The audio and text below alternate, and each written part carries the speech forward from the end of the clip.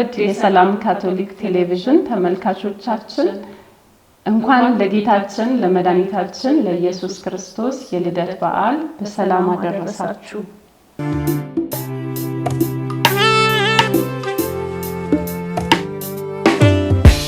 እንኳን አደረሰሽ ሲስተር። እንግዲህ ዛሬ የጌታችንን የኢየሱስ ክርስቶስ ልደትን ካከበርን የተወሰኑ ቀናቶችን አሳልፈናል።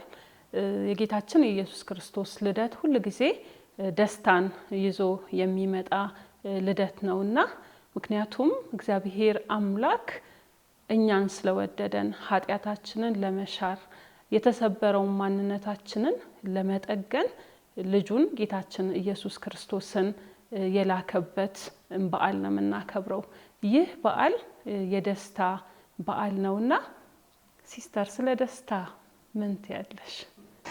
ደስታ እንግዲህ ሁላችንም እንደ ሰው የሚያስተሳስረን ሐሳብ ይመስለኛል። ምክንያቱም ባንድም በሌላም ሁላችንም ደስታ ፍለጋ ላይ ነው ያለነው።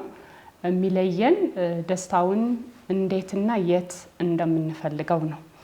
ከዛሬው ማለትም ከዚህ ከጌታችን ከኢየሱስ ክርስቶስ የልደት በዓል የምንማረው የክርስቶስ ልደት የሰውን ደስታ ፍለጋ አቅጣጫ የሚቀይር ነው የሚመስለኝ። ትልቅ ለውጥ ነው ያለው። ምክንያቱም ጌታችን መድኃኒታችን ኢየሱስ ክርስቶስ በእንዲህ መልኩ በረት ውስጥ ሲተኛ እንግዲህ መልአኩ ለእረኞቹ ባለው ቃል ተንተርሼ ነው እኔ ስለ ደስታ መናገር የምፈልገውና ምንድነው የሚለው? ሉቃስ ወንጌል ምዕራፍ 2 ቁጥር 10 ላይ አይዟችሁ አትፍሩ ለሕዝብ ሁሉ የሚሆን የምስራች ይዤላችሁ መጥቻለሁ ይላቸዋልና ስለዚህ ይህ መልካም ዜና ማንንም ያላገለለ ለሁሉም ሰው የሚሆን ዜና እንደሆነ ነው መልአኩ የሚናገረው። ነገር ግን በሰውኛ ብናየው ደስታ ለጥቂት ሰዎች የተሰጠ የተፈቀደ፣ ለምሳሌ ያህል በቁሳዊ ነገሮችን የተሟላላቸው ሰዎች፣ ጤና ያላቸው ሰዎች፣ ሰላም ያገኙ ሰዎች፣ በሆነ መልኩ ስኬት ላይ ያሉ ሰዎች ብቻ ሊሰማቸው የሚገባ ስሜት ተደርጎ የመታየትም አንዳንድ ጊዜ ምንድነው ሙከራ አለ ወይም ደግሞ እንደዛ ነው የሚታያልና የዛሬው የጌታችን የመድኃኒታችን የኢየሱስ ክርስቶስ መወለድ መልአኩ ለእረኞች ሲያበስር ግን እነዚህ ሁሉ መስፈርቶች ቦታቸውን የለቀቁ ይመስላሉ። ምክንያቱም የምስራች ይዤ መጥቻለሁ ለዓለም ሁሉ የሚሆን ይልና ወዴት ነው የሚመራቸው? ወደ ግርግም። ስለዚህ ደስታ ሁሉ ጊዜ ከሆነው ነገር ጋር የተያያዘ እንጂ እኛ ካለን ነገር ጋር የተያያዘ እንዳልሆነ ነው እና የሰው ደስታ ደግሞ ያለው እዚህ ጋር እንደሆነ ነው። የሰው ልጅ የደስታው ምንጭ ከእግዚአብሔር በተሰጠው በአንድ ልጁ በጌታችን በመድኃኒታችን በኢየሱስ ክርስቶስ አማካኝነት የሚገኝ ፍጹም የሆነ ደስታ እዚህ ጋር እንዳለ እንረዳለን። ምክንያቱም ኢየሱስ ክርስቶስ የደስታችን ምንጭ ስለሆነ። ሌላው ደግሞ ቅዱስ አጎስጢኖስ እንደሚለው እኛ የተፈጠርነው ላንተ ነው፣ ልባችን በአንተ እስካላረፈ ድረስ ይላል አይደለ? እረፍት የለንም። እረፍት የለውም ልባችን። ደስታና እረፍት የተገናኙ ነገሮች ናቸው። ሰው ሲደሰት እረፍት ይሰማዋል። እረፍት ሲሰማው ደግሞ የደስታን ስሜት ያጣጥማል ማለት ነው። ስለዚህ የዛሬው የክርስቶስን ልደት አንስተን ስንነጋገር ደስታን የምንፈልግበት መንገድ አቅጣጫው የሚቀይረው በዓል ነው።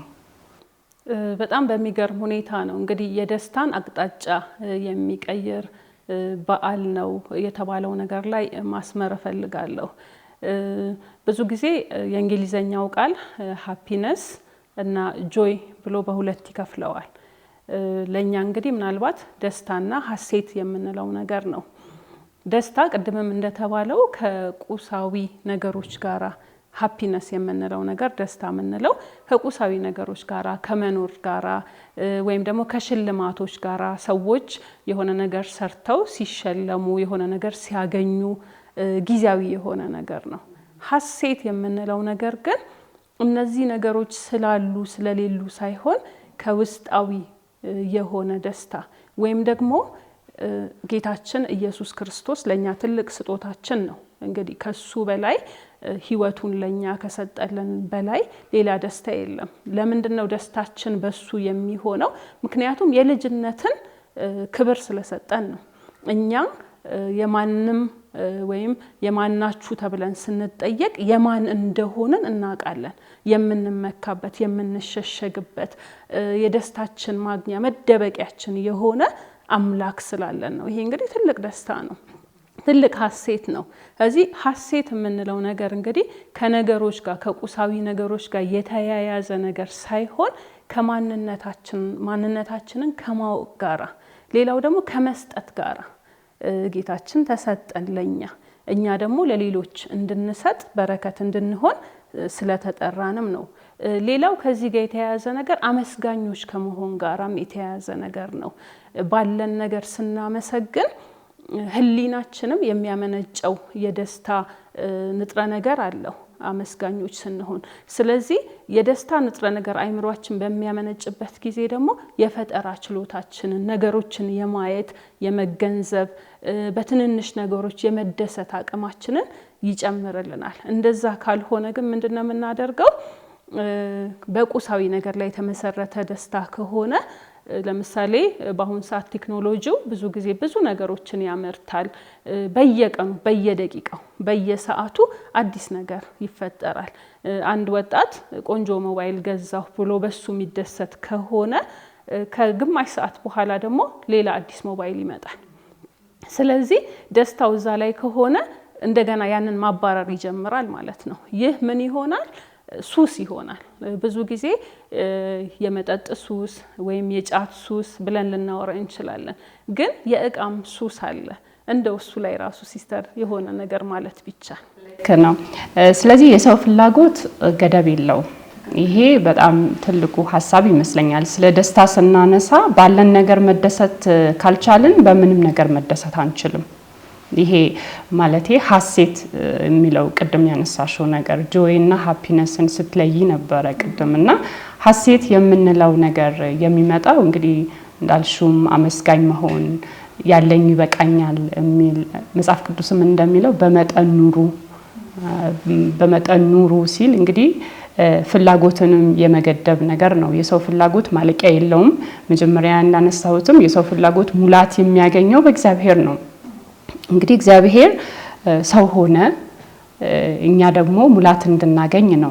እኛን መሰለ ከኃጢአት በስተቀር ስንል እንግዲህ እኛን መሰለ፣ እኛ የምንከተለው ነገር አለን ማለት ነው። ፍጹም ለሆነ ደስታ በማን እግር ዱካ መቆም እንዳለብን ወደ ፍጽምና ለመድረስ እግዚአብሔር ሰጥቶናል ትልቁ ነገር። ስለዚህ ፍላጎቶቻችንን መግታት ስንችል፣ ያለኝ ነገር ይበቃኛል ማለት ስንችል ደስታን መፍጠር እንችላለን። እናም ቅድም ያልሽው ይሄ የማግኘት ሱስ ነገሮች ያሉን ራሱ አላስፈላጊ ነገሮችም የመሸመት ሱስ አለ በአሁን ጊዜ አይደለ? እንግዲህ እቃዎችም ሊሆኑ ይችላሉ፣ ስጦታዎችም ሊሆኑ ይችላሉ። አላስፈላጊ ነገሮች ለማግኘት የምንመኛቸው ነገሮች እውነት እጃችን ላይ ያለው ነገር ተጠቅመናል ወይ? እጃችን ላይ ያለው ነገር በሚገባ ተጠቅመንበታል ወይ? እዛ ላይስ ደስታ መፍጠር ችለናል ወይ? ወይስ ደስታን የምንፈልገው ገና ባላገኘነው ነገር ላይ ነው? እሱ ከሆነ ሁሉ ጊዜ ደስታችን እያጣን ነው የምንሄደው እንጂ የሚጨምር ነገር ያለ አይመስለኝም በእኔ በኩል። ምክንያቱም መጀመሪያ ባለን ነገር ስንደሰት፣ ያለንን ነገር በሚገባ ስንጠቀም፣ ኃላፊነት ወስደን ያሉንን ነገሮች በተገቢ ቦታ መጠቀም፣ በተገቢ ሁኔታ መጠቀም ስንችል ያኔ የጎደለንን ደግሞ ማወቅ እንችላለን። ስለዚህ ይህ የምልከታም ጉዳይ ይመስለኛል። አንዳንድ ጊዜ ራስንም ከሌላ ጋር ከማወዳደርም ይመጣል። እንዳውም ሰው ደስታውን የሚያጣበት አንዱ ዋና ነገር ብዬ የምለው ነገር ራሱንና ያለውን ነገር ከሌላው ሰው ካለው ነገር ጋር ማነጻጸር ነው። ምክንያቱም ማንም ሌላ ሰው መሆን ስለማይችል፣ ስለዚህ ሊቀይረው በማይችል ነገር ላይ መቆም ደስታን የማጣት አንዱ አካል ሊሆን ይችላል ብዬ አስባለሁ። ስለዚህ ባለን ነገር መደሰትና ያለን ነገር ምንድነው? በገና ወቅት ያለን ነገር ምንድነው? ቤታችን ውስጥ ምን አለ? ምንም ነገር ባይኖር የእግዚአብሔር ልጅ አለ።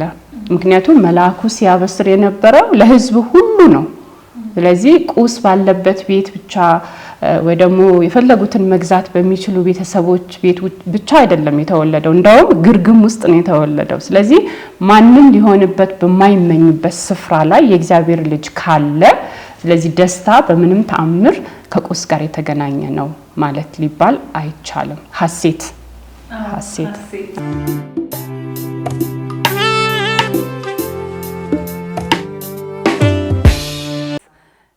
እውነት ነው እንግዲህ አሁን ገናን ስናነሳ የደስታ በዓል ነው ብለን ስንናገር በተለይ ደግሞ የልጆች በዓል ነው እንላለን ምክንያቱም ልጆች ስጦታ የሚሰጣቸው በዓል ነው ስለዚህ አንዳንድ ጊዜ በቤተሰብ ውስጥም ሐዘን የሚፈጥረው አንቺ እንዳልሽው ከሌሎች ጋር ራስን ማወዳደር እኛ ቤት ያለ እነሱ ቤት ደግሞ ይሄ ያለ የሚለውን ነገር እንዴት አድርገን ነው ልጆቻችንስ ቤተሰብም እያንዳንዳችን ደስታችን የቱ ጋር እንዳለ የምንማረው የሚለውን ነገር ነው በአይምሮ የሚያመጣው ስለዚህ መቅረጽ የምንችለው እኛ ነን ማለት ነው ልጆቻችን የጠየቁንን ነገሮች ብቻ መስጠት ሳይሆን ምንድነው ዋናው ነገር የሚለውን ነገር እነሱስ ለክርስቶስ ምንድነው የሚሰጡት ይሄንን ማስተማር መቻል አለብን ብዙ ጊዜ ደስታችንን የምናገኘው ሲሰጠን ስንቀበል ብቻ ይመስለናል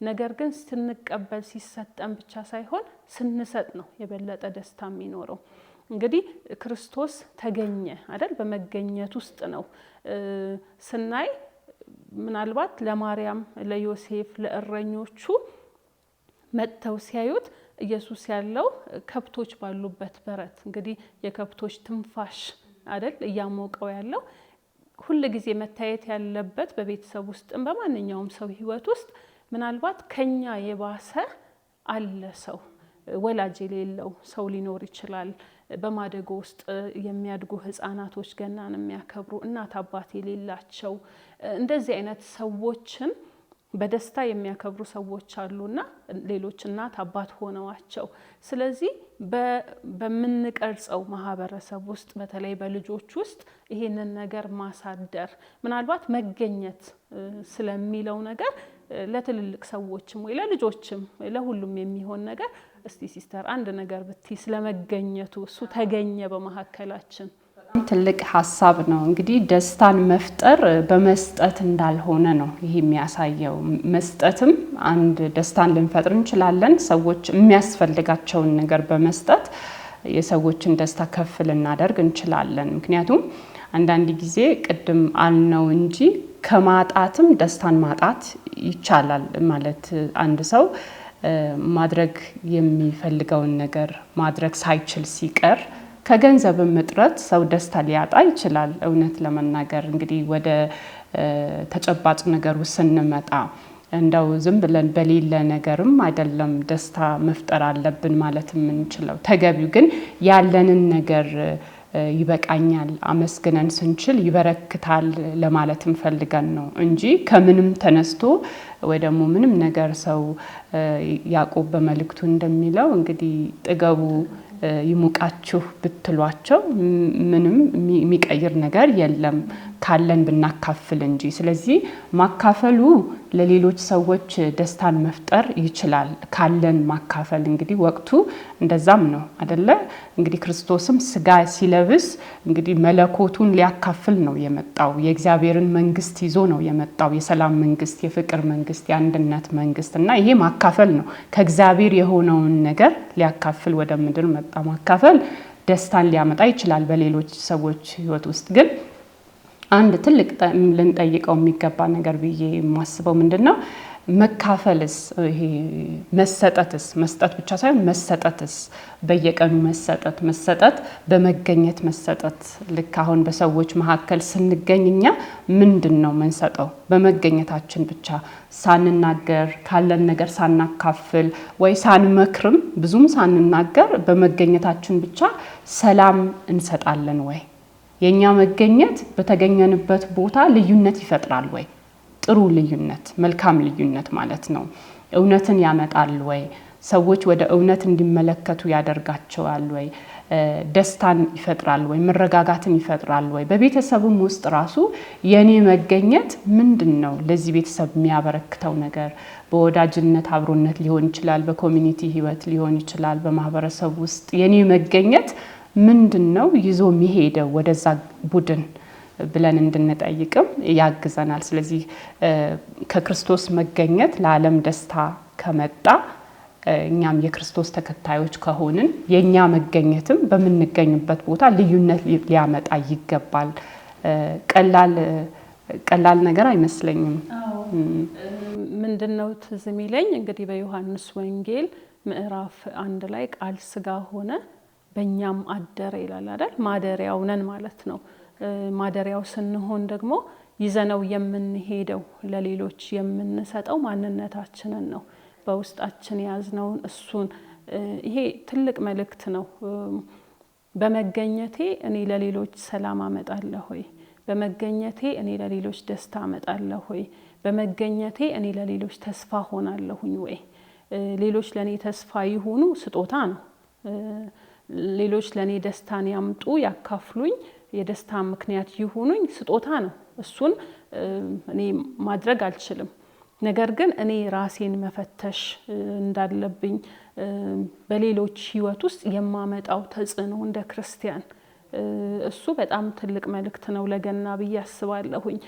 በተጨማሪ ደግሞ ገናን ስናስብ ወይም ስለ ደስታ ስናወራ ቅድም ሲስተርም ተናግረሽዋልና አንዳንድ ጊዜ ሰዎች በሐዘን ውስጥ ይኖራሉ። በዚህ ሰዓት ራሱ የኛም ፕሮግራም ሲከታተሉ በሐዘን፣ በጭንቀት፣ በስብራት፣ በህመም እና ምንም ነገር በድብርት በሽታ ውስጥ ሆነው ምንም ነገር ደስታ የማይሰጣቸው ሁኔታ ውስጥ ይኖራሉና አንዳንድ የምንናገረው ነገር ትርጉም ላይሰጥ ይችላል። ስለዚህ በዚህ ውስጥ ለሚያልፉ ሰዎች በሐዘን ውስጥ ላሉ ሰዎች እንግዲህ የገና በዓል ምንድነው? እግዚአብሔር ከኛ ጋራ ነው አይደለ? በሐዘናችን፣ በደስታችን፣ በጭንቀታችን ከኛ ጋራ እንደሆነም የምናስብበት ምናልባት በዚህ ሰዓት እንደ ሰው ስሜቶቻችን የሐሴት ስሜት ላይኖራቸው ይችላል፣ የደስታ ስሜት ላይኖራቸው ይችላል።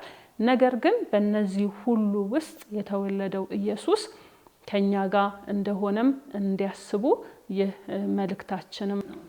አዎ ትክክል ብለሻል። እኔ መላእክቶቹ ለእረኞቹ የምስራች ሲነግር በጀመረበት ቃል ነው ለነዚህ ወገኖቻችን ያንን ቢያስቡ ብዬ የምሰጠው ቃል ይሄ ነው። እንግዲህ አትፍሩ፣ አይዟችሁ። ምክንያቱም እንግዲህ የክርስቶስ መወለድ የአማኑኤል እግዚአብሔር ከኛ ጋር ነው። በምናልፍበት ነገር ውስጥ ሁሉ ነው እግዚአብሔር ከኛ ጋር የሚያልፈው እና በሐዘናችን ውስጥ በጥርጣሬያችን ውስጥ እና ደስታችንን ሊሰርቅብን የሚችል ነገር ብዙ ሊሆን ይችላል። በዚህ ሰዓት እንደሰት ብንልም ፍላጎቱ ቢኖረንም የምንገኝበት ሁኔታ ግን ወደዛ የማይጋብዝ ሊሆን ይችላል። ግን መልአኩ አትፍሩ፣ አይዟችሁ የሚል መልእክት ነው የሚነግረን ለሁላችንም ነውና እንግዲህ ደስታችን ከሚሰርቅብን ነገር አንዱ ስለ ነገ መጨነቅ ነው። ስለ ነገ አለማወቅም ነው አይደለ? ጥርጣሬ። ስለዚህ ይሄ እንግዲህ እግዚአብሔርን በመደገፍ ላይ ምንድነው መተካት እንችላለን ብዬ አስባለሁ። እግዚአብሔር ነገሮችን ሊቀይር እንደሚችል መለኮትን ስጋ ያለበሰ የእግዚአብሔር ኃይል በእኛ መካከል እኛን መምሰል የወደደው የእግዚአብሔር የፍቅር ኃይል እኛም ያለንበትን ሁኔታ የመቀየር አቅም አለው እና እግዚአብሔርን መደገፍ ካለንበት ሁኔታ ጋር እንድንስማማ ያደርጋል። ያለንበትን ሁኔታ መቀየር ባንችልም ያለንበትን ሁኔታ መቀበል እና የእግዚአብሔር ፈቃድ ይሁን ማለት ያኔ ለሱ አሳልፈን ስንሰጠው ነገሮች መቀየር ይችላሉ። ባይቀየሩም እኛ የምንሸከምበት አቅም እናገኛለን። ጸጋ ማለት ነው። በእኛም አደረ ጸጋን ተሞልቶ በእኛም አደረ እና የእግዚአብሔር ልጅ ወደ ምድር ሲመጣ ለኛም ጸጋ ነው፣ በረከት ነው። ያ ጸጋ ነው እንግዲህ መስቀሎቻችንን እንድንሸከም የሚያደርገን ማለት ነው። በጣም ጥሩ። እንግዲህ በመጨረሻ እንደ መዝጊያም ማለት የምፈልገው እግዚአብሔር ከኛ ጋራ ነው። አማኑኤል ከኛ ጋራ ነው። የደስታችን ምንጭ እሱ ነው። እኛም ደግሞ የሱ ማደሪያዎች እንግዲህ ለሌሎች ደስታ የመሆንን የቤት ስራ ይዘን እንድንሄድ አደራ ላለሁኝ።